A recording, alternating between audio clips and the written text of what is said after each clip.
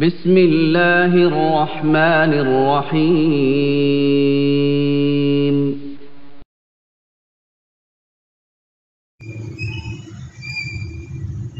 الحمد لله وحده والصلاة والسلام على من لا نبي بعده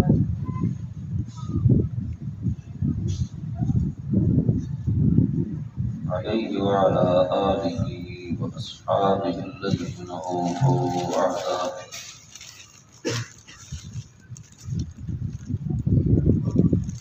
الذين هم خلاصة العرب العرباء وخير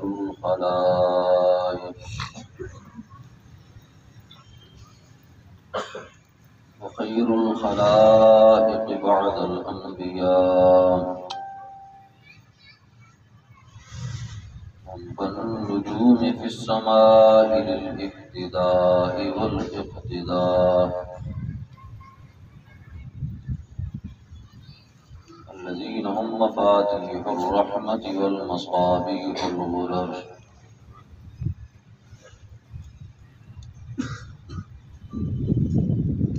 أما بعد فأعوذ بالله من الشيطان الرجيم.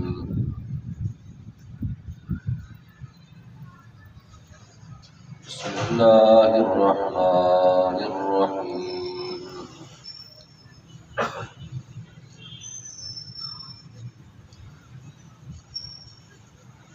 ليس على الضعفاء ولا على المرضى ولا على الذين لا يجدون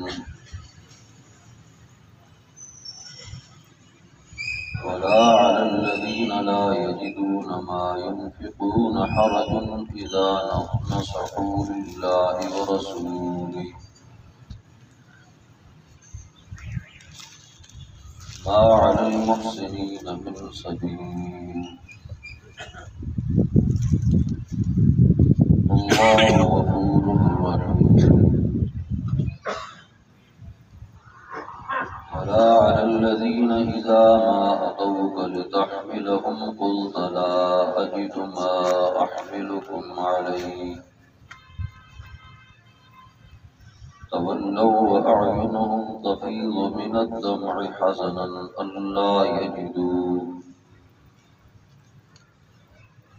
ألا يجدوا ما ينفقون. صدق الله. ومن أصدق من الله قيلا. اللهم صل على سيدنا ومولانا محمد وعلى آل سيدنا ومولانا محمد وبارك وسلم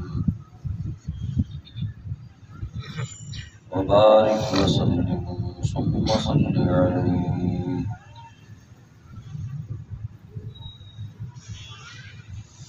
حضرات محترم، سیرت امام الانبیاء حضرت محمد رسول اللہ صلی اللہ تعالی علیہ وسلم کے زمن میں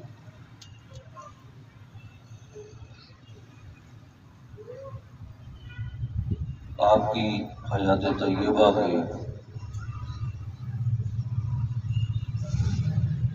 سلسلہ بسلسلہ حالات و واقعات قرآن و سنت کی روشنی میں آپ حضرات کے سامنے بیان ہو رہے ہیں.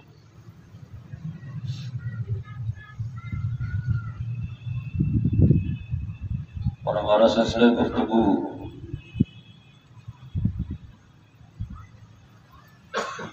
رجب سن 9 ہجری میں پیش آنے والے ایک اہم ترین غزوہ اور جہاد یعنی غزوہ تبوک تک پہنچ چکا ہے.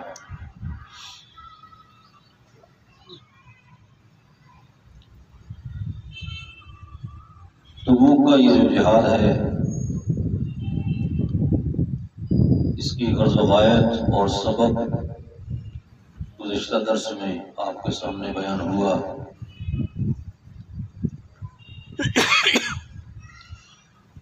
اگرچہ اللہ کے علم میں تھا، اس لیے کہ وہ تو دلوں کے حال جاننے والی ذات ہے،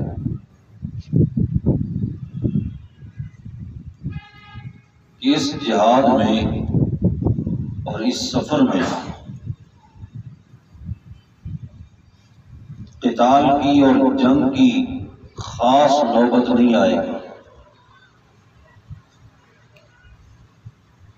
لیکن اس کے باوجود اگر یہ غزوہ پیش نہ آتا تو معاندین، معترضین اور دشمنان اسلام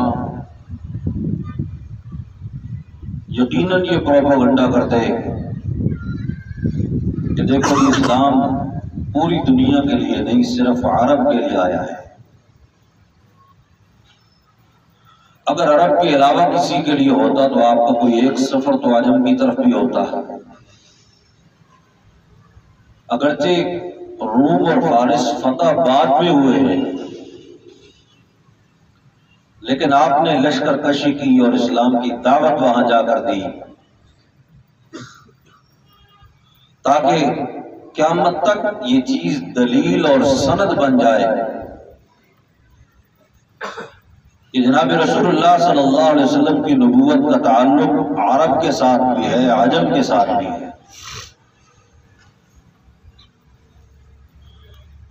اور بڑا لمبا سفر تھا، مدینہ طیبہ سے 12 منزلیں ہیں پرانے معیار اور پیمانے کے مطابق۔ یہ وادی قرا اور شام کی سرحد کے درمیان ہے، اور آج کل کے جدید معیارات کے مطابق مدینہ طیبہ سے 750 کلومیٹر کا فاصلہ ہے، اور یہ 750 کلومیٹر کا فاصلہ آپ نے جو طے کرنا تھا، سواریاں نہیں تھیں، موسم سفر کے قابل نہیں تھا، سواریوں کی اتنی قلت تھی کہ بعض اوقات ایک سواری کے لیے 15 20 آدمیوں کو انتظار کرنا پڑتا تھا اپنی باری کا۔ گرمی کی شدت تھی، کھجور کے پکنے کا موسم تھا۔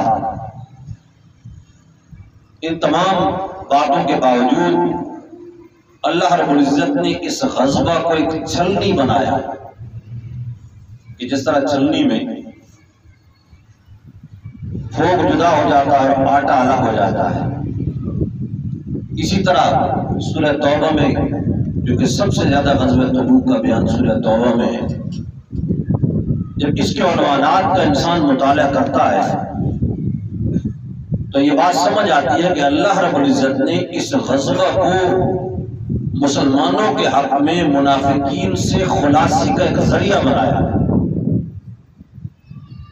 کیونکہ ایمان کی جانچ پڑتال جو ہے وہ امتحان کے وقت ہوتی ہے۔ امتحان کے وقت اگر آدمی اپنی عقل دوڑانے لگ جائے، اپنے فلسفے جھاڑنا شروع کر دے، اتباع والے نظریے سے پیچھے ہٹ جائے، اطاعت اور فرما برداری کے عزم کو توڑ بیٹھے اگر، تو پھر سمجھ آتی ہے کہ یہ ایمان نہیں تھا، یہ محض ایک بہانہ تھا ساتھ شامل ہونے کا۔ چنانچہ اس غزوہ کے جو عنوانات ہیں قرآن و سنت میں، اس میں ایک طرف اس غزوے کی پیچیدگیوں کا بیان ہے، موسم کی ناموافقت، گرمی کی شدت، مال کی تنگی، اور دوسرا عنوان اس میں انفاق فی سبیل اللہ ہے کہ کس طرح صحابہ کرام نے ایک سے ایک بڑھ کر پورے جذبے کے ساتھ اللہ کے راستے میں مال خرچ کرتا ہے۔ پھر اسی غزوے میں منافقین کی شرارتوں کا ذکر بھی ہے، بغیر عذر کے جھوٹے بہانوں سے پیچھے رہ جانے والوں کا ذکر بھی ہے، عذر کی وجہ سے پیچھے رہ جانے والے مخلص صحابہ کا بیان بھی ہے، بغیر عذر کے پیچھے رہ جانے والے بعض مخلص صحابہ کا بیان بھی ہے کہ عذر نہیں تھا اور پیچھے رہ گئے، ان کا بیان بھی ہے۔ پھر اس کے بعد کیا ہوا وہ بڑی تفصیلات ہیں جو اپنی جگہ ایک مستقل ایک عنوان اور ایک مفہوم کا مطالبہ کرتی ہیں۔ انشاءاللہ شاید آئندہ درس میں اس کی نوبت آ جائے تو اس کو بھی بیان کریں گے۔ وہ اپنی جگہ ایک دلچسپ موضوع ہے کہ صحابی عذر نہ ہو اور غلطی کر بیٹھے تو اس کے بعد اس کی صحابیت پھر بھی کس طرح نکھر کے سامنے آتی ہے۔ اور اسی طریقے سے پھر اس غزوے کے اندر قدم قدم پہ اللہ رب العزت کی مدد و نصرت کے حالات و واقعات، اس کا ذکر بھی ہے۔ اور اس غزوے میں البکاؤن، جن کو مفسرین اور محدثین بکاؤن کا لقب دیتے ہیں، 60 ان صحابہ کا ذکر ہے کہ جن کے پاس تیاری کے لیے کچھ بھی میسر نہ آ سکا اور وہ مسلسل روتے رہے۔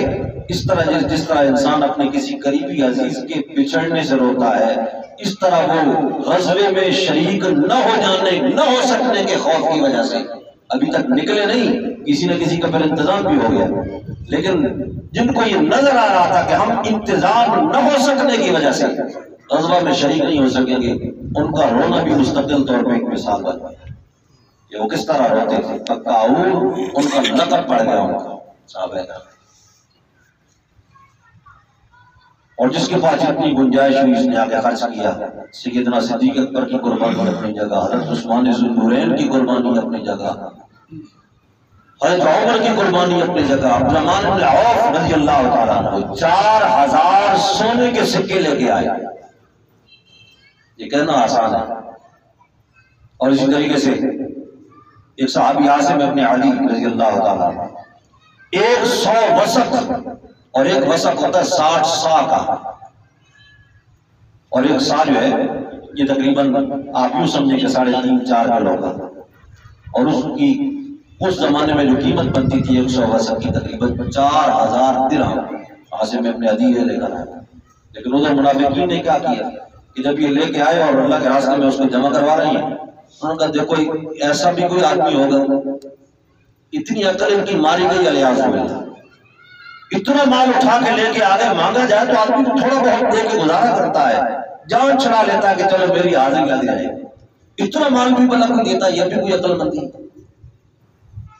اور جن بیچاروں کے پاس کچھ نہیں تھا جب وہ لے کر آئے تو ان پر تنقید کی، تھوڑا بہت جب لے کر آئے، جس کو حدیث میں جہد المقل کہا ہے، جب وہ لے کر کہا دیکھو کیا اس کے بغیر جہاد نہیں ہو سکتا تھا، ان پر بھی تفصیل۔ ایک صحابی حضرت ابو معقل ہے رضی اللہ تعالیٰ، انہوں نے دیکھا کہ گھر میں کچھ بھی نہیں ہے اور اللہ کے رسول کی طرف سے مطالبہ ہے، اسی وقت نکلے، رات کے وقت مزدوری کی، اور رات یعنی پوری رات مزدوری کر کے 1 سا کھجور ملی صرف، اور وہ 1 سا کھجور جو ہے وہ لے کر آ گئے، یا رسول اللہ اس کو قبول کر لیجیے۔ انہوں نے کہا دیکھو اس 1 سا کے بغیر جہاد نہیں ہو سکتا تھا، اس پر بھی تنقید کی اللہ۔ لیکن صحابہ کرام کی اپنی شان ہے، کچھ ایسے ہیں نہ دے سکنے کی وجہ سے رو رہے ہیں، اور کچھ ایسے ہیں کہ دینے والوں پر بھی تنقید کر رہے ہیں، اپنی اپنی قسمت کی بات ہے۔ لیکن اللہ رب العزت نے پھر صحابہ کرام کا جب تذکرہ کیا اس انداز میں، قیامت تک کے لیے صحابیت کو ایک معیار بنا کے ذکر کر دیا اس غزوے میں، اور صحابیت کی شناخت اور پہچان کروائی کہ صحابی کیا ہوتا ہے۔ اللہ، کچھ صحابہ جو رو رہے تھے، بکاؤن جو میں نے آپ کو بتلا کہ 7 کی ان کی تعداد ہے، عبداللہ بن مغفل ہیں، ابو لیلہ ہیں، یہ دونوں ایک جگہ پہ دوست تھے، اکٹھے بیٹھ کر رو رہے ہیں بلند آواز سے کہ اللہ کے رسول نے جہاد میں جانے کے لیے چندے کا مطالبہ کیا اور ہمارے پاس تو کچھ بھی نہیں، جب جمع نہیں کروا سکے تھے، اپنا انتظام بھی نہیں، ہم کیسے جائیں؟ رو رہے ہیں مسلسل۔ عبداللہ ابن مغفل کو ایک طرف ابن یامین ایک صحابی ہیں رضی اللہ تعالیٰ، انہوں نے کہا جی کیا وجہ ہے، کیوں رو رہے ہیں؟ انہوں نے کہا جی اللہ کے رسول صلی اللہ علیہ وسلم نے مطالبہ کیا اور ہمارے پاس ہے کچھ نہیں آتا دینے کو، اور خود ہم کیا جمع کروائیں، ہمارے پاس میں اتنا بھی نہیں کہ ہم ساتھ جا سکیں، سواری بھی موجود کوئی نہیں۔ ان کو اس رونے پہ ترس آیا، وہ اپنا حصہ جمع کروا چکے تھے۔ انہوں نے کہا پریشان ہونے کی ضرورت نہیں، گھر میں آئے اور اونٹ گھر میں کھڑا تھا کہ جس کو پانی کے لیے استعمال کیا جاتا تھا، پانی لانے کے لیے، اور اس علاقے میں بیٹھ کے آپ کو بات سمجھ نہیں آئے گی کہ پانی عرب میں کتنا اہم ہے، اور اس کے لیے سواری رکھنا یعنی جانور رکھنا اس کے لیے کہ وہ پانی اس پر لاد کے لایا جائے، یہ کتنی اہمیت رکھتا ہے، یعنی انسان کی زندگی کا مسئلہ ہے۔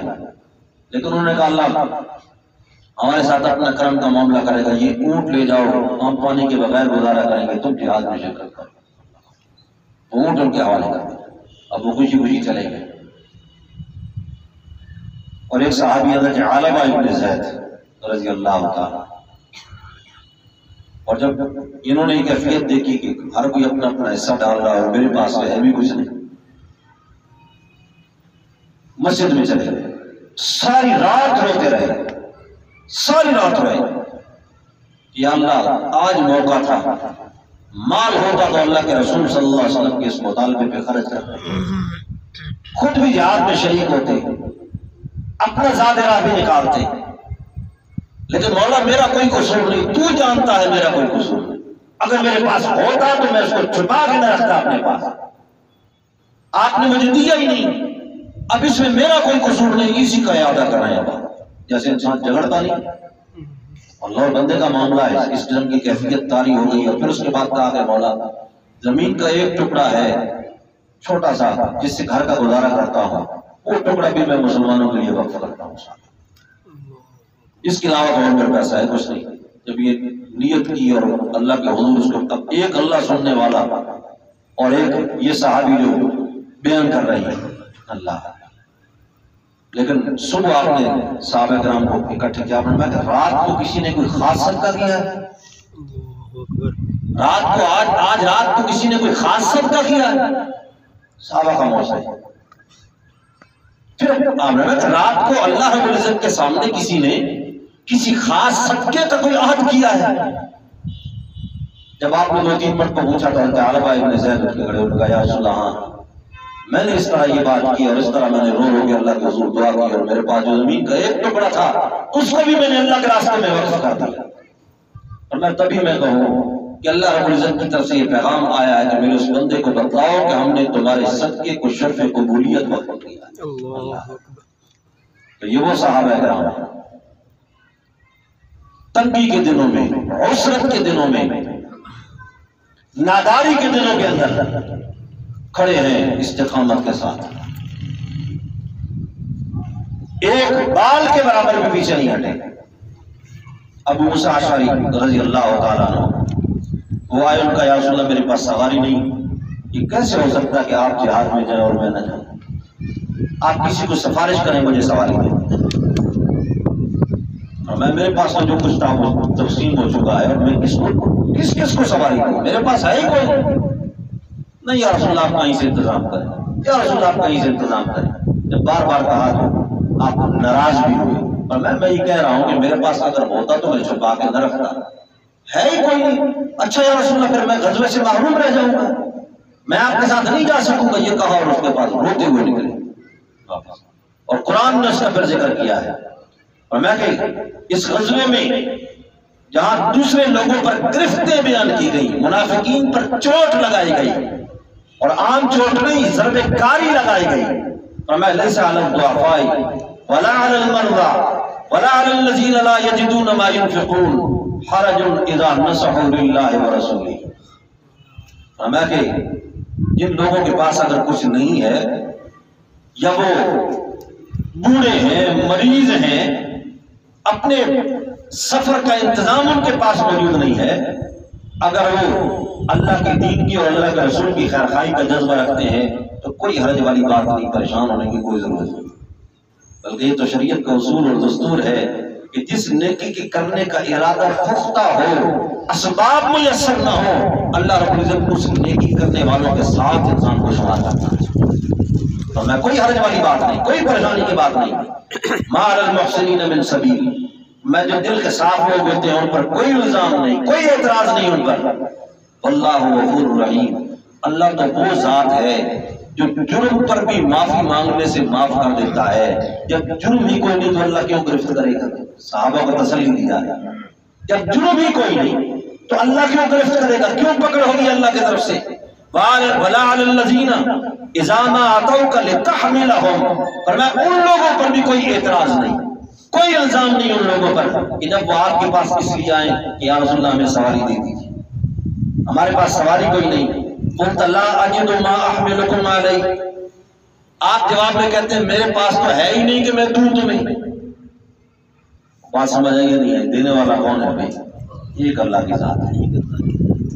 رزق دینا، اسباب دینا، سہولتیں دینا، روزی دینا اور دنیا کے مال و دولت سے نوازنا، ہر قسم کی عطائیں یہ اللہ کے ہاتھ میں ہے۔ یہ سارے خزانے اللہ کے ہیں۔ اللہ کے رسول صلی اللہ علیہ وسلم کے ہاتھ میں یہ خزانے اگر ہوتے تو پھر صحابہ کرام روتے ہوئے واپس نہ جاتے، لیکن اللہ کے رسول صلی اللہ علیہ وسلم کے پاس کیا ہے؟ یہ تعلیم ہے، آپ کا کردار ہے، آپ کا شرف ہے، آپ کی بلندی مقام اور بلندی رتبہ ہے کہ پوری کائنات میں آپ سے بڑھ کے عظیم انسان کوئی موجود نہیں ہے۔ اور ساتھ ہی یہ عقیدہ اور نظریہ ہے کہ جب بھی کوئی مشکل پیش آئے تو پھر کسی مخلوق کے سامنے ہاتھ پھیلانے کی ضرورت نہیں، اس خالق کے سامنے ہاتھ پھیلائے، اس سے مانگا کرو جو دینے والا ہے، جو انبیاء کو بھی دیتا ہے، اولیاء کو بھی دیتا ہے، گناہگاروں کو بھی دیتا ہے، نیکوکاروں کو بھی دیتا ہے۔ قُلْتَ لَا أَجِدُ مَا أَحْمِلُكُمْ عَلَيْهِ، میرے پیغمبر آپ کہہ رہے تھے کہ میرے پاس نہیں کہ میں جس پر تمہیں سوار کروں، سواری میرے پاس نہیں ہے۔ تَوَلَّوْا وَأَعْيُنُهُمْ تَفِيضُ مِنَ الدَّمْعِ، پھر وہ لوٹتے ہیں واپس اور ان کی آنکھیں آنسو بہا رہی ہوتی ہیں، ان کی آنکھوں سے آنسو پھوٹ رہے ہوتے ہیں۔ حزناً، یہ غم کھائے جا رہا ہوتا ہے ان کو، اللہ یجدوا ما ينفقون، کہ آج ان کے پاس ہے کچھ نہیں کہ جس کو اللہ کے راستے میں استعمال کر سکے۔ اس غم کی وجہ سے وہ روتے ہوئے لوٹتے ہیں آپ کے پاس سے۔ میرے پیغمبر ان کو تسلی دیجئے، اللہ تم سے راضی ہے، تمہیں پریشان ہونے کی کوئی ضرورت نہیں۔ اب اس میں جا بجا اللہ رب العزت نے صحابہ کرام کو تسلیاں دی۔ اب یہ جماعت تھی جن کو بکاؤر کہا گیا۔ منافقین کیا تھے، ان کی شرارتیں کیا تھیں، کس قسم کی شرارتیں انہوں نے کی، کیسے اللہ نے ان پر گرفت اور چوٹ کی، یہ آج اس درس میں شاید بیان نہیں ہو سکے گا۔ آئندہ درس میں انشاءاللہ ان آیات کے حوالے بھی سامنے آئیں گے، ان کی وہ شرارتیں بھی سامنے آئیں گی، کس طرح انہوں نے وہ شرارتیں کی اور اللہ نے کس طرح ان پر گرفت کی۔ تو یہ صحابہ کرام جو ہیں اس جذبے سے مالا مال ہے کہ کاش آج ہوتا اور ہم شریک ہو جاتا۔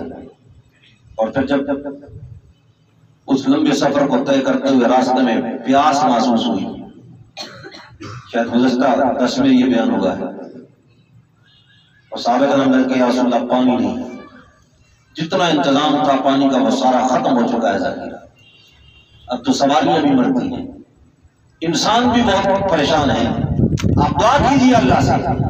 اللہ کے رسول نے دعا کے لیے ہاتھ اٹھائے۔ صحابہ کرام کہتے ہیں ہمیں یہ سمجھ نہیں آتی کہ آپ نے چہرے پہ ہاتھ پہلے پھیرا یا بارش پہلے شروع ہو گئی، اور بارش اتری کتنے حصے پر کہ 30,000 کا جو ہمارا لشکر تھا نا، وہ لشکر جس وقت آگے گیا ہم نے دیکھا جتنے حصے میں اس لشکر کا پڑاؤ تھا اس کے علاوہ بارش کا نام و نشان بھی نہیں، صرف اسی جگہ بارش تھی۔ اور پھر راستے میں اعلا نامی بستی علاقہ فتح ہوا، دومت الجندل فتح ہوا، ہرقل روم جو تھا اس تک آپ کا خط پہنچا، آپ نے دعوت اسلام اس کو دی، اس نے اپنا ایلچی ایک خصوصی بھیجا، سفیر اپنا بھیجا، رجل تنوخی نام کا جو عربی تھا اور عیسائی تھا، اس نے کہا کچھ نشانیوں کا مشاہدہ کرنا وہاں جا کر۔ اگر آپ پوچھیں کہ خط کا کیا معاملہ ہے تو اس کو بھی ذہن میں رکھنا کہ میری ایک علامت یہ ہے جو میں تو اس سے پوچھوں گا کہ خط کے متعلق آپ نے سوال کیا ہے، دوسری بات، آپ کی گفتگو میں رات کا تذکرہ آتا ہے یہ سوال ہے۔ اور تیسری چیز کہ اگر موقع مل جائے تو آپ کے دونوں کندھوں کے درمیان دیکھنا کہ نبوت کی مہر آپ کے کندھوں کے درمیان ہے۔ اب وہ آیا اور اس نے جو ہی آپ سے ملاقات کی، عرب تھا بھی جانتا تھا، اگرچہ عیسائی تھا، اور میں کہتی رہے تمہارے سردار نے ہمارے خط کے ساتھ کیا کیا؟ اس نے کہا یہ تو پہلی علامت پوری ہوگی، آتے ہی آپ نے پہلا سوال کیا۔ دوسرا سوال اب اس نے بات کی، اس نے کہا آپ نے جو خط بھیجا ہے ہمارے سردار کو، ہمارے بادشاہ کو، اس کے اندر یہ آپ نے ذکر کیا ہے کہ میں تمہیں دعوت دیتا ہوں، ادعوک الی الجنہ، جنت کی طرف دعوت دیتا ہوں، عرضها کعرض السماوات والارض، کہ جس کی چوڑائی آسمان و زمین کے برابر ہوگی۔ آپ یہ بتلائیں حضور کہ جنت جو ہے اگر آسمان و زمین کے برابر اس کی چوڑائی ہے تو پھر یہ آسمان نہیں ہوگا یا زمین نہیں ہوگا؟ یہ کیسے ممکن ہے کہ وہ اس کائنات میں پھر سما جائے؟ سمانا تو اس نے اسی میں، کائنات تو اسی چیز کا نام ہے۔ آپ نے جواب میں کہا کہ اب کیا ہے وقت، کیا ہے؟ کا یہ دن۔ اب میں کہ رات بھی یہیں آتی ہے کہیں اور آتی ہے؟ میں نے کہا جی رات بھی یہیں آتی ہے، اور میں اب رات کے در اب بولا جواب، لیکن فوراً ذہن میں کہ وہ دوسری علامت بھی پوری ہو، پھر مہر نبوت بھی دیکھنے کا اس کو موقع مل گیا کچھ دن ٹھہرنے کے بعد۔ اور پھر جب وہ واپس گیا اپنے بادشاہ کو، اس نے یہ قصہ سنایا، اس نے اپنے مقربین کو بلوا کے کہا کہ اگر میری بات مانو تو یہ وہی نبی ہے کہ جس کی آمد کی بشارت سیدنا عیسیٰ کو دی گئی رضی اللہ تعالیٰ۔ مسلمان ہو جاؤ، عافیت پالو گے، اور ہم ان سے بات کریں گے، تمہارا یہ ملک بھی بچ جائے گا، اپنے ملک کو بھی بچا لو گے۔ مسلمان ہو جاؤ، فائدہ ہے اس کے اندر۔ انہوں نے کہا نہیں جی یہ بات نہیں ہو سکتی کہ ہم عرب کے جنگلی جنگجوؤں کے ڈر کی وجہ سے مسلمان ہو جائیں، یہ بات ہم نہیں کرتے۔ ان کا اچھا اگر مسلمان نہیں ہوتے میں اپنی بادشاہی قربان کرنے پہ تیار ہوں، اگر تم مسلمان نہیں ہوتے تو پھر چلو جزیہ دے دیتے، مطلب ان سے سنو کرتے کچھ حصہ ان کو دیں گے، جس طریقے سے نجران کے نصارہ نے جزیہ دیا تھا، ان کے ساتھ بات طے کر لیتے ہیں اور طے کر کے ہم کو جزیہ دیں۔ یہ کیسے ہو سکتا ہے کہ ہم ان کو جزیہ دیں؟ ہم دنیا سے جزیہ وصول کرنے والے لوگ ہیں، روم کی سلطنت کوئی عام سلطنت نہیں ہے، دنیا سے جزیہ اور ٹیکس لینے والی ہم قوم ہیں، ہم ان کو جزیہ دیں، یہ کیسے ہو سکتا ہے؟ اتنا نیچ بھی نہیں ہم نہیں ہو سکتے۔ ان کا اچھا ہی۔ پھر تیسری بات میری یہ ہے کہ کم از کم اتنی بات مانو کہ اس سے جنگ نہ کرنا، اس لیے کہ جو بھی قوم کسی نبی سے جنگ کرتی ہے وہ کبھی کامیاب نہیں ہوتی، اور مجھے یہ پتا ہے کہ یہ وہی نبی ہے کہ جس کی آمد کی بشارت کی خبر دی گئی ہمیں تورات و انجیل میں، جس کی نشانیاں ذکر کی گئی تھی، آخر اس نے آنا تو تھا، آ چکا ہے اور نشانیاں پوری ہو چکی ہیں۔ اللہ اب وہ لوگ تو جانتے ہیں نا، قرآن نے اسی وجہ سے ان لوگوں کو اہل علم کہا ہے، ورنہ ان کے اندر کون سی خصلت علم والی اب باقی رہ گئی تھی؟ میرے ناقص خیال کے مطابق وہ اہل علم اسی وجہ سے تھے کہ آسمانی علوم کی بنیاد پر ان کو اتنا علم تو تھا نا کہ ایک نبی جو آئے گا اس طرح اس کو پہچاننے میں ان کے جو بڑے علماء تھے اور بڑے بڑے ذمہ دار لوگ تھے، اس طرح اس کو پہچاننے میں ماہر تھے کہ رسول اللہ صلی اللہ علیہ وسلم سامنے نہ بھی ہوں تو آپ کے سارے چہرے کو وہ زبان کے ساتھ آپ کے نقش و نگار کو مکمل بیان کرنے پہ وہ قدر کرتے تھے۔ قرآن کہتا ہے لم یکن الذین کفروا من اہل الکتاب بل المشرکین حتی تأتیہم البینہ۔ یہ بینہ کیا ہے؟ یہ کھلا علم ہے، ان کے پاس کھلا علم آ گیا، پتا تھا ان کو یہ وہی نبی ہے، لیکن اس کے باوجود انہوں نے کفر کیا اور انکار کیا اور ایمان نہیں لایا۔ اور اس طرح قرآن کہتا ہے جانتے ہیں جس طرح اپنی اولادوں کے معاملے میں شک کوئی نہیں، اسی طریقے سے اس نبی کے برحق ہونے میں ان کو کوئی شک و شبہ نہیں۔ اس نے انہی باتوں کے حوالے دی، کیا ہماری کتابوں میں یہ ساری باتیں موجود نہیں ہیں؟ کیا آپ کے چہرے اور نقوش کا بیان موجود نہیں ہے؟ ازالت الخفا میں حضرت شاہ ولی اللہ رحمۃ اللہ علیہ نے بڑے عجیب واقعات لکھے اس حوالے سے کہ اہل کتاب کے پاس کیا تھا رسول اللہ صلی اللہ علیہ وسلم کی آمد سے متعلق، کون سا علم تھا ان کے پاس، کس قدر مضبوط اور پختہ علم تھا ان کے پاس. جب یہ شام کا علاقہ فتح ہو گیا دور فاروقی میں رضی اللہ تعالیٰ، تو یہ جو شام کے لوگ تھے، اب روم پہلے قابض تھا، روم نکل گیا اور اس کے بعد مسلمانوں کی حکمرانی آئی. تو وہ جو نئے نئے مسلمان ہوئے تھے انہوں نے کہا آپ امیر المومنین کو بلوائیں. تو اس وقت کمانڈر کو کہا کہ امیر المومنین کو یہاں بلوائیں، ہم زیارت کرنا چاہتے ہیں. تو سیدنا عمر کو بلوایا گیا رضی اللہ تعالیٰ، آ گئے، تشریف لائے، اور ایک جگہ پہ مقام جابیہ پہ پہنچے، وہاں بہت بڑا ایک اجتماع ہو گیا. ان لوگوں نے کہا کہ حضرت آپ کوئی خطبہ ارشاد فرمائیں، آپ کوئی واعظ کریں. سیدنا عمر نے وہاں پر واعظ شروع کر دیا. اب یہ ایک الگ داستان ہے کہ شام کا وہ سفر انہوں نے کیا کس طرح تھا. انشاءاللہ جب سیدنا عمر رضی اللہ عنہ کے حالات و واقعات اللہ نے ہمیں توفیق دی اور جب وہ بیان ہوگی اس کے اندر یہ تفصیل سے آئے گا کہ یہ پوری دنیا پہ روک جاری کرنے والا حکمران جو تھا وہ اپنی ذاتی حیثیت میں اس کی زندگی کس طرح تھی. اب جابیہ میں بیان کر رہے ہیں، خطبہ ارشاد فرما رہے ہیں.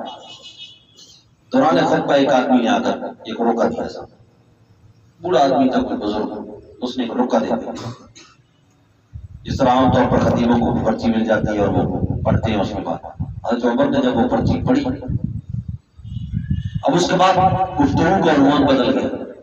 پہلے مثلاً کوئی قبر حشر سے متعلق، کوئی اسلامی قوانین سے متعلق اور مسلمانوں کی فلاح و بہبود سے متعلق باتیں ہو رہی تھیں. اچانک کہا لیس لعمر ولا لابنہ انما هو من اموال المسلمین وانا كولی الیتیم من اموالهم. آپ مجھ سے مانگتے ہو جس کا میں مالک ہی نہیں، ایسی چیز مجھ سے مانگ رہے ہیں، میری ہوتی ہے، میرے بیٹے کی ہوتی، وہ مانگتے میں دے دیتا. میں تو مسلمانوں کے مال کا نگران بنا ہوا ہوں، قیم بنا ہوا ہوں. جس طریقے سے یتیم کے مال کی حفاظت کی جاتی ہے، میں مسلمانوں کے مال کی اسی طرح حفاظت کرتا ہوں. میں کس طرح دے سکتا ہوں؟ مجھ سے ایسی چیز مانگتے ہو جس کا میں مالک ہی کوئی نہیں. اب جب یہ الفاظ بولے گئے تو اس کے بعد لوگ حیران کہ پتہ کیا بات شروع ہوئی. لوگوں نے کہا کہ حضرت ہمارے پلے کچھ نہیں پڑا، آپ نے یہ جو بات کی ہے نا اتنے جذبے کے ساتھ، ہمیں بھی سمجھائیں کہ آپ کیا آپ نے ارشاد فرمایا، اس کا پس منظر کیا ہے، کیوں آپ نے یہ کہا. فرمایا کہ اس شخص نے یہ جو روکا پیش کیا ہے نا اس کے اوپر میرے دستخط موجود ہیں اور اس کے اوپر یہ لکھا ہے کہ یہ جو زمین ہے جس پہ تو بیٹھا ہوا ہے، جس پر تو قابض ہے، یہ زمین تیرے حق کے اندر ہم لکھ دیتے ہیں اور تیری ہو. اب دستخط بھی میرے، اور اس نے وہ میرے سامنے وہ فرد گویا کہ پیش کر دی ہے، یہ زمین باقاعدہ مجھے الاٹ کی جاتا ہے. اب میں اس کو کس طرح وہ زمین دے سکتا ہوں؟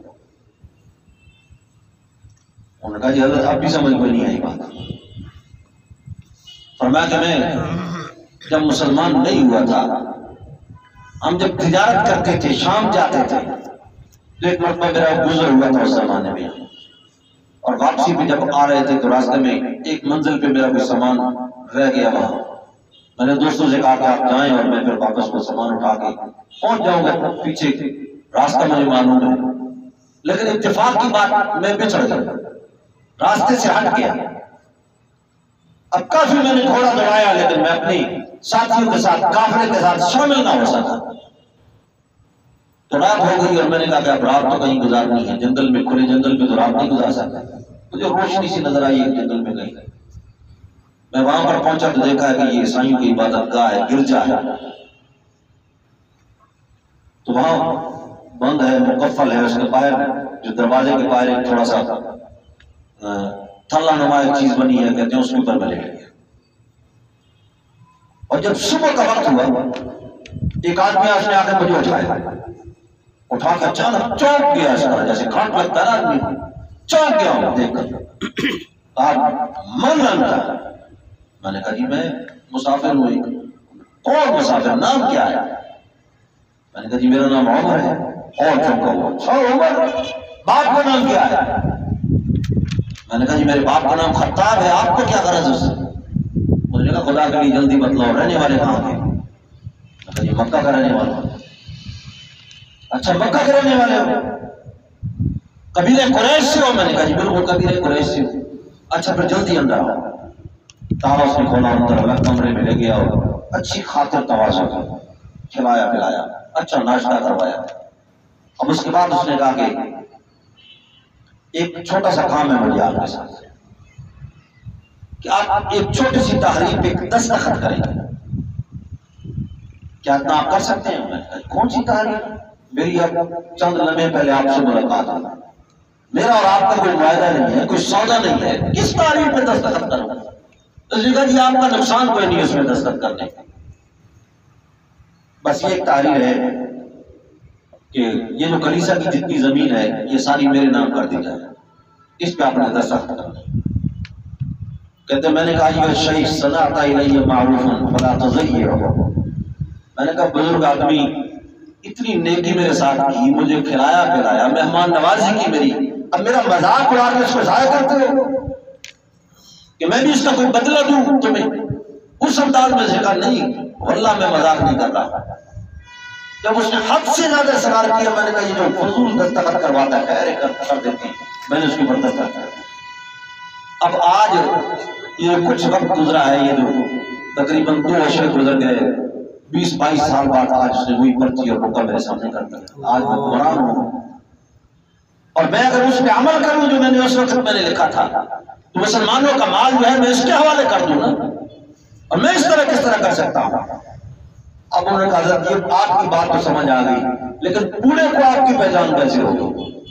अब बूढ़े की तरफ मुतवज्जह हो गए, आपको कैसे पता चला?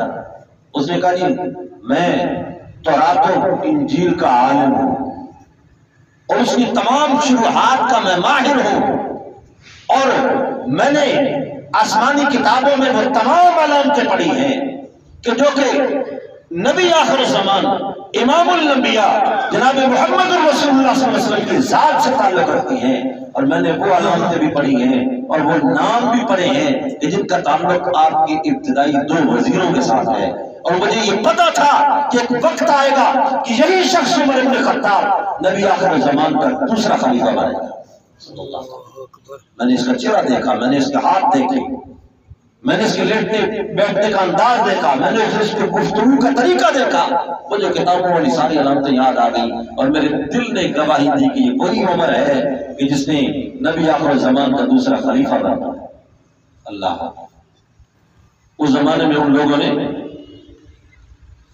क्योंकि ये तस्वीर की ममानत किस जमाने में आई? हमारे नबी सल्लल्लाहु अलैहि वसल्लम के जमाने में। उससे पहले उन्होंने बाकायदा तस्वीरें बना रखी थी रसूलुल्लाह सल्लल्लाहु अलैहि वसल्लम की। नक्काश लोग जो जमाने में होते थे उनको बुलवाकर उलमा बैठते थे, इस तरह बनाओ, इस तरह बनाओ, इस तरह बनाओ, इस तरह वो बना के अपनी औलादों के हवाले करते थे कि इनको महफूज रखना। और जब इन नकूश वाला आदमी आके नबूवत का दावा करे तो तुमने उसकी नबूवत को मानना है। अब इस हद तक तो उनके पास इल्म था, और उससे बढ़ के और बात था उसको, इसलिए वो आले इल्म थे। जुबैर इब्न मुतइम रज़ी अल्लाह तआला अन्हु बातें एक पलटों में शाम के किसी बाजार में घूम रहा था, एक आदमी ने मुझे देखा, उसने कहा कहां से आए हो? बाहर से आए हुए लगते हो। मैंने कहा जी मक्का से आया हो। अच्छा, वहां पर एक शख्स ने नबूवत का दावा किया, उसको जानते हो? मैंने कहा जी बिल्कुल जानता हूं। अच्छा, अगर वो सामने आ जाए पहचान जाओगे? मैंने कहा जी बिल्कुल, पहचान क्यों नहीं जाऊंगा, मक्का से ही आ रहा हूँ, जानता भी, उसको देखा हुआ भी है, वही वक्त गुजरा है। मुझे साथ नहीं, एक कमरे में लेकर गया और इसने एक दराज खोली, उसमें कोई तस्वीरें थी। उसने कहा इनमें से कोई तस्वीर ऐसी तो नहीं जो इसके मुशाबे हो? मैंने कहा जी इनमें से नहीं। दूसरा दराज, तीसरा दराज खोला, फिर एक दराज में से तस्वीर उसने निकाली, उसमें एक शख्स आगे बैठा है और 2 उसके दाएं बाएं बैठे हैं। और उसने कहा ये तस्वीर देखो। उन्होंने कहा ये जो दरमियान वाला है ये वही उसी नबी की ये तस्वीर है कि इस नबी ने नबूवत का दावा किया हुआ है मक्का मुकर्रमा। उसने कहा ये जो दाएं बाएं वाले जानते मौजूद को जानते हो? उन्होंने कहा बिल्कुल जानता हूँ। इसकी दाएं तरफ जो बैठा है इसका नाम अबू बकर है, इसकी बाईं तरफ जो बैठा है इसका नाम उमर इब्न खत्ताब है रज़ी अल्लाह अन्हु। अब उन्होंने देखा भी नहीं, लेकिन इस हद तक आसमानी किताबों में अलामात मौजूद थी कि कोई शक व शुबह की गुंजाइश भी बाकी नहीं रह गई थी। अल्लाह ने मजीद और اب معجزات کے ذریعے سے، مبشرات کے ذریعے سے ان لوگوں تک یعنی اتمام حجت کیا، لیکن اس کے باوجود جو نہیں مانے تو قرآن کہتا ہے کہ وما تفرق الذین اوتوا الکتاب الا من بعد ما جاءتهم البینہ۔ اب عذر نہیں رہ گیا، بینہ آ گیا۔ اب بغیر عذر کے نہ مانے اور خواہ اپنے آپ کو جہنم کا ایندھن بنائے تو ان کی اپنی مرضی۔ اسی ہرقل روم کے دربار میں جب ابو سفیان گئے تھے تو ہرقل نے پوچھا تھا آپ کے علامات سے متعلق کہ مکہ میں جس شخص نے نبوت کا دعویٰ کیا، ایکم منہ اقرب، تم میں سے کون قریبی ہے اس کا؟ ابو سفیان نے کہا میں قریبی رشتہ دار ہوں۔ انہوں نے کہا کس قسم کے لوگ ماننے والے ہیں؟ غریب لوگ ماننے والے ہیں، کبھی جھوٹ بولتے سنا نہیں، کبھی جھوٹ بولتے نہیں سنا۔ اور لوگوں نے اس کے متعلق کیا کہا؟ لوگوں نے کہا جی یہ جادوگر ہے جی، اور شاعر ہے، اور یہ ہے اور وہ ہے۔ لڑائی بھی کبھی ہوئی، ہاں جی لڑائی بھی ہوئی ہے۔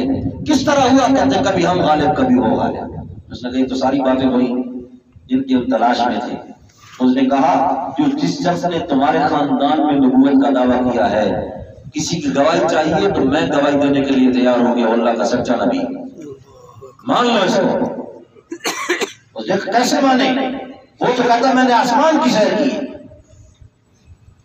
میں نے آسمان کی سیر کی ہے، معراج کا وہ دعویٰ کرتا ہے۔ کہتا میں آپ دونوں نے دیکھا نا، دیکھو ہرقل متاثر ہو رہا ہے، اس وقت تک ابو سفیان بھی مسلمان نہیں تھے، یہ بادشاہ ہرقل روم متاثر ہو گئے تو مسلمان تو پھر بہت مضبوط ہو جائیں گے۔ ان کا بھلا یہ بھی کوئی ماننے والی بات ہے؟ وہ کہتے ہیں میں مکہ سے چلا اور پھر شام میں آیا، بیت المقدس میں میں نے نماز پڑھی اور اس کے بعد پھر آسمانوں کی سیر کی، بھلا یہ بھی کوئی ممکن بات ہے؟ اس کا بھی مطلب بھی ہو سکتا ہے؟ ہرقل نے اپنے دربار کے لوگوں کو کہا کہ بتلاؤ، آپ علماء بھی بیٹھے ہیں، اگر کوئی شخص اس بات کا دعویٰ کرے تو سچ ہوگی یا جھوٹ ہوگی؟ ایک آدمی اٹھ کے کھڑا ہوا، اس نے کہا اور میں کچھ نہیں جانتا، لیکن اتنا پتا ہے کہ کس رات کے واقعہ کا یہ ذکر کر رہے ہیں۔ اتفاق کی بات، اس رات میں مسجد اقصی میں موجود تھا، مسجد اقصی کے اندر تھا۔ کیوں جی؟ کہتے ہیں میں اپنے کسی کام سے بیت المقدس گیا ہوا تھا اور میں نے وہاں وقت گزارنا تھا، اور پھر کہتے ہیں کہ رات کا جب وقت ہوا اور میں اندر لیٹا ہوا تھا، جو خادم تھا اس نے کہا جی میں نے باہر کنڈی لگانی ہے۔ میں نے کہا نہیں، میں تو اندر ہی سوں گا۔ اس نے کہا جی اگر خواہ اندر ہی سونا ہے تو پھر اس طرح کرو کہ دروازے کے اندر بالکل قریب سو جاؤ، تاکہ اگر کوئی شخص اندر جائے، جو وہاں پر بھی قیمتی چیزیں تھیں اندر، تو تمہیں معلوم ہو جانا چاہیے کہ اندر کوئی جا رہا تھا۔ کہتا میں وہاں پر سو گیا، لیکن صبح کے وقت آ کر دیکھا، یعنی رات ایک جاگ آ گئی اور پھر وہ خادم آیا اور اس کو بھی وہاں تھا۔ ہم نے دروازہ ہلانے جلانے کی کوشش کی، دروازہ نہیں ہلتا تھا، اپنی جگہ پہ بالکل ٹھوس ہو گیا۔ اس نے کہا یہ تو بڑی عجیب بات ہے، دروازہ بند ہی نہیں ہو رہا۔ اب ہم کاریگروں کو بلوایا راتوں رات، کیونکہ مسجد اقصی کا معاملہ عام ترین معاملہ تھا، اس کا دروازہ بند نہیں ہو رہا۔ کاریگر آئے، انہوں نے اپنی کوشش کی، کسی سے وہ ہلا ہی نہیں اپنی جگہ سے، جیسے اوپر کا بیم جو ہے وہ نیچے دب جاتا ہے، اس طرح وہ کر کے کہتے ہو میں اسی طریقے سے لیٹ گیا حفاظت کی نیت کے ساتھ، اور خادم چلا گیا، اور پھر جب صبح ہوئی دروازے کو ہاتھ لگا تو آرام سے بند ہو گیا۔ رات کو بند نہیں ہو رہا تھا اور صبح کو بند ہو گیا۔ پھر مجھے خادم نے کہا کہ دو باتیں آج کی رات میں عجیب ہوئی، ایک بات تو یہ دروازے والی ہے کہ رات کو کاریگروں سے بھی نہیں کھولتا اور صبح آسانی سے بند ہو جاتا ہے، اور دوسری بات یہ کہ یہاں پر ایک چٹان ہے کہ جس میں ایک نئے سوراخ کا ہمیں انتظار تھا کہ ایک نبی آئے گا اور اس کی سواری یہاں بندھی جائے گی، اور وہ ایک سوراخ نیا ہوگا جو جبریل اپنی انگلی کے ذریعے سے اس کے اندر سوراخ کرے گا اور اس میں سواری کی رسی کو باندھا جائے گا۔ آج میں نے جب جا کر مشاہدہ کیا تو ہماری اس چٹان پر وہ نیا سوراخ بھی آج موجود ہے۔ انہوں نے کہا اگر اس بات کو یہ بھائی سمجھتے ہیں تو اس کی گواہی دینے کے لیے تو میں تیار ہوں کہ کم از کم کتنا مشاہدہ تو میں کر چکا ہوں کہ نبی آخر الزمان اگر اس نے معراج کا دعویٰ کیا ہے تو معراج بھی ہو چکی ہے اور وہ آسمانی کتابوں کی علامات کے مطابق ہو چکی ہے، لیکن اس کے باوجود انہوں نے نہیں مانا۔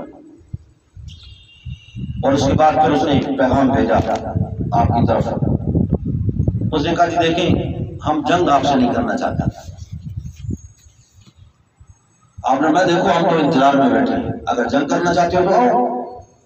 انہوں نے کہا جی ہم کبھی جنگ نہیں کریں گے، آپ بے شک 2 سال بیٹھے رہے آپ ادھر تبوک نہیں رہے، تقریباً 200-250 کلومیٹر درمیان میں فاصلہ اس نے رکھا۔ انہوں نے کہا جی ہم آگے نہیں آتے، پیغام درمیان میں آتے جاتے۔ اس نے کہا آپ وہیں بیٹھے رہیں، ہم آپ کی خدمت بھی کریں گے، آپ کی عزت تقریب کریں گے، لیکن جنگ نہیں کریں گے۔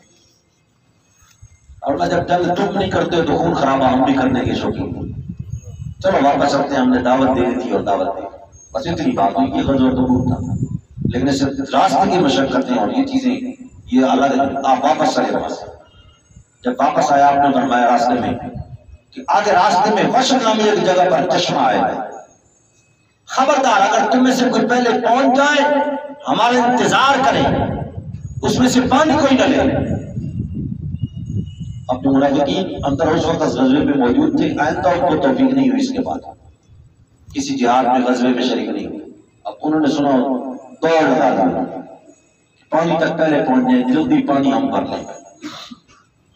جب گئے تو پانی اس کا تھوڑا معمولی پانی تھا، رسنے والا پانی کچھ جمع بھی ہو گیا تھا۔ انہوں نے وہ پانی جو ہے وہ وہاں سے اکٹھا کر لیا، استعمال کر لیا، اور جو چشمے کا جو سوراخ تھا اس کے اندر کیچڑ ہوتے رہے، گریدتے رہے اس کو، اور پورا ایک دن پہلے وہ پہنچ گیا اور ایک دن پورا پانی اس طرح گرید کے نکالتے رہے۔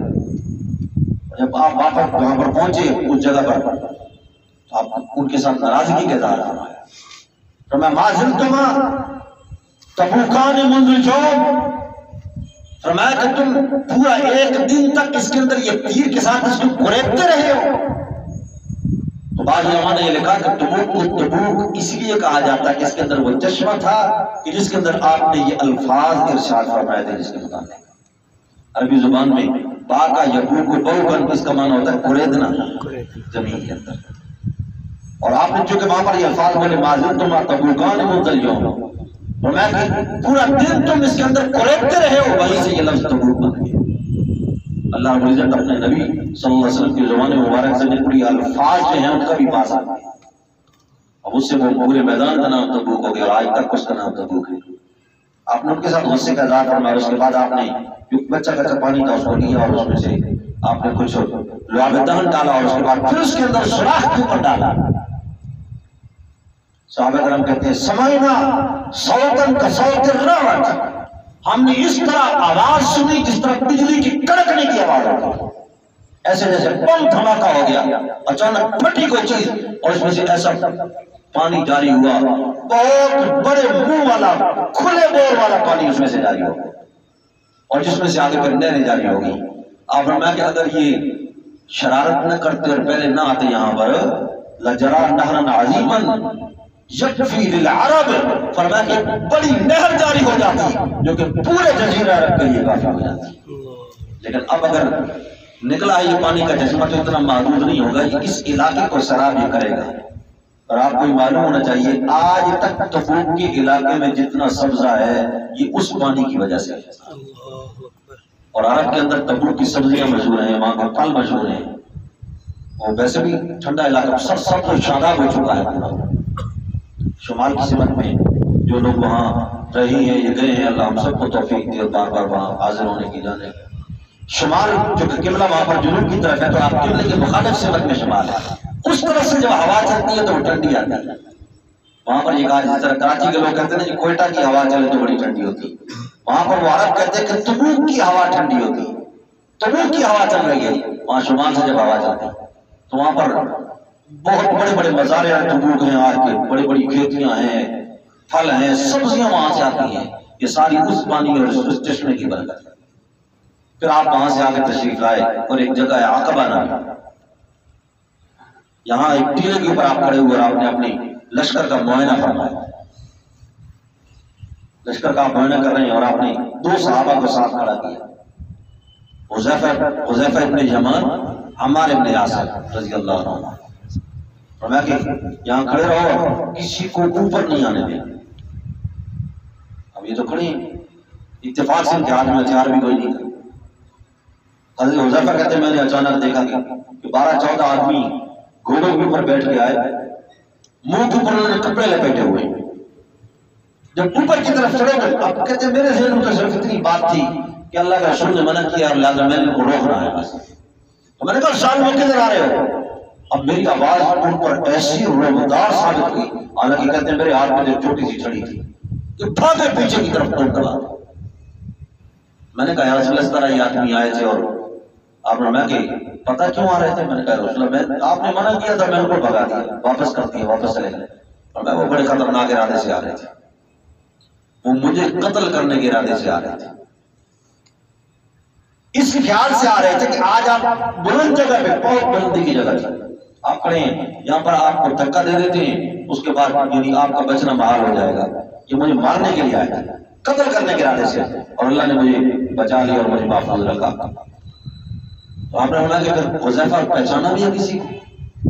نہیں یا رسول اللہ کیسے پہچانتا؟ انہوں نے چہرے پہ کپڑے لپیٹے ہوئے ہیں، البتہ ان کے گھوڑے بنو تمیم کے گھوڑوں کی طرح لگتے تھے، اور میں ہمارے لشکر کا حصہ تھا، یہ لوگ ہمارے ساتھ آئے تھے، منافقین تھے یہ، اور تمہیں نام بھی بتلا سکتا ہوں جو اللہ نے جبریل کے ذریعے مجھے بتلا دی، میں ہوں فلان و فلان و فلان و فلان، آپ نے 14 کے نام گنوا دیے، فلاں فلاں تھا۔